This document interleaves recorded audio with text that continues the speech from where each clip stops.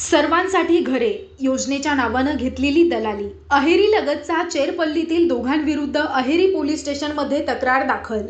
दोषींवर तसेच त्यांच्या स्टंट बाज लोकप्रतिनिधींवर कडक कारवाई करा. नगरसेवक अमोल गुड्डेलीवार यांची मागणी.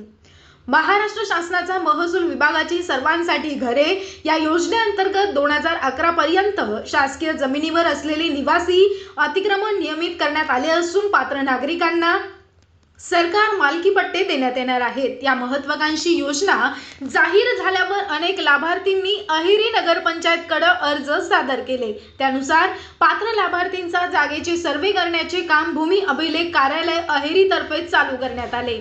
अहेरी लगतच्या चेरपल्ली गावामध्ये असेच सर्वे आणि मोजणी करण्यासाठी पंकज अंभोरे हे सर्वेअर परवा गेले असता तुम्हाला पट्टे मिळवून देतो म्हणून चेरपल्लीतील विनोद रामटेके आणि अमोल रामटेके यांनी गावातील अनेकांकडून 3,000 ते 50,000 पर्यंत मागणी केली. अनेक नागरिकांनी नगदी स्वरूपात पैसेही त्यांना दिले. नंतर आपली फसवणूक झाल्याचं समजल्यावर अहेरीच्या नगराध्यक्ष रोजा करपेत यांना सोबत घेत चेरपल्ली येथील 20 लाभार्थ्यांनी या दोघांविरुद्ध अहेरी पोलीस स्टेशनमध्ये आर्थिक फसवणूक झाल्याची तक्रार दाखल केली. नगरसेवक अमोल गुड्डेलीवार यांना या गंभीर प्रकरणाची माहिती चेरपल्लीच्या गावकऱ्यांनी दिल्यावर त्यांनी लगेच चेरपल्लीला धाव घेत पीडित नागरिकांकडून पूर्ण माहिती घेतली.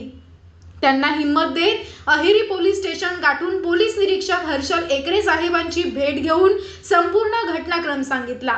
तक्रार दाखल झाल्यापासून यांच्यावर ही तक्रार मागे घेण्यासाठी नेहमी स्टंटबाजी करणारा लोकप्रतिनिधी दबाव टाकत असून स्वतःच्या घरी बोलावून काहीही वाचू न देता जबरदस्तीनं तक्रारकर्त्यांच्या सह्या घेतल्याचं सांगून या गंभीर प्रकरणाची निष्पक्ष चौकशी करून 2 आरोपी तसेच त्यांची पाठराखण करणारा स्टंटबाज नेता यांच्यावर तातडीने गुन्हे दाखल करून कडक कारवाई करावी अशी मागणी यावेळी नगरसेवक अमोल गुड्डेलीवार यांनी केली. यावर चौकशी चालू केली असून दोषींवर नियमानुसार कडक कारवाई करू असं आश्वासन यावेळी एकरे साहेबांनी दिलं.